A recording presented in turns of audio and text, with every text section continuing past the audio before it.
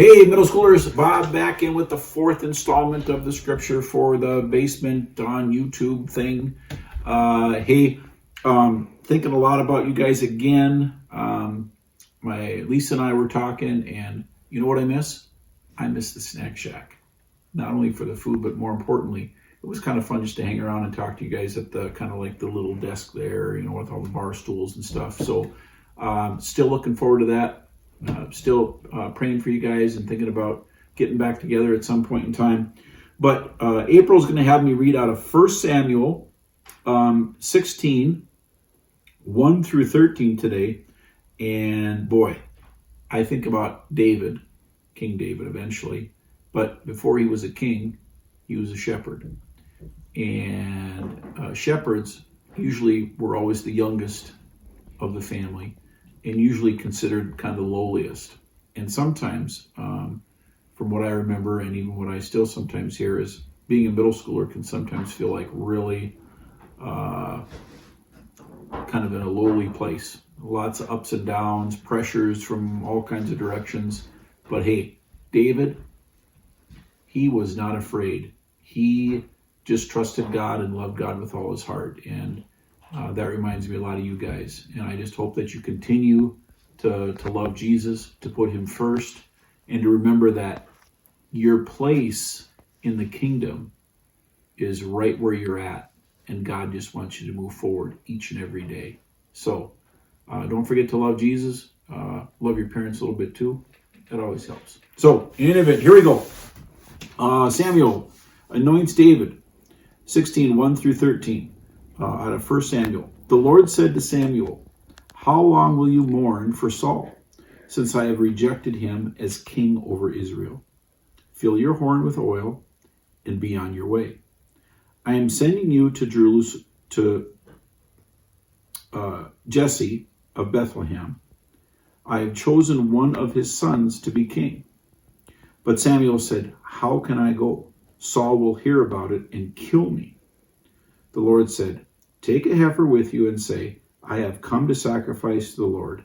Invite Jesse to the sacrifice, and I will show you what to do. You are to anoint for me the one I indicate." Samuel did what the Lord said. When he arrived at Bethlehem, the elders of the town trembled when they met him. They asked, "Do you come in peace?" Samuel replied, "Yes, in peace. I have come to sacrifice to the Lord. Consecrate yourselves and come to the sacrifice with me." Then he consecrated Jesse and his sons and invited them to the sacrifice. When they arrived, Samuel saw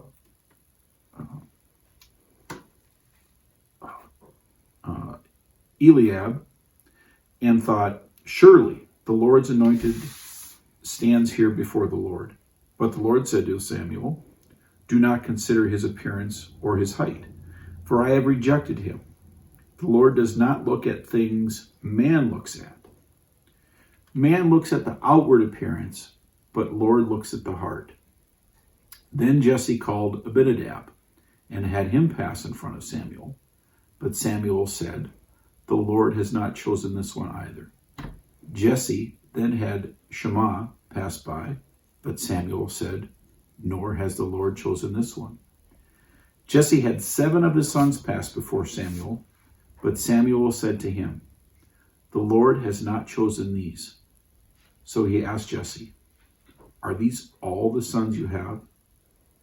"There is still the youngest," Jesse answered, "but he is tending the sheep." Samuel said, "Send for him. We will not sit down until he arrives." So he sent and had him brought in. He was ruddy, with a fine appearance and handsome features. Then the Lord said, "Rise and anoint him. He is the one." So Samuel took the horn of oil and anointed him in the presence of his brothers. And from that day on, the Spirit of the Lord came upon David in power. Samuel then went to Ramah. So, never doubt, ever doubt that God has chosen you because he created you. And with Jesus in your heart, hopefully by loving Jesus and loving our neighbors each and every day, Jesus will grow and grow and grow and become more like Jesus himself. Have a great week, guys. I'm glad you're joining in. Can't wait to see you next week online. Bye, guys.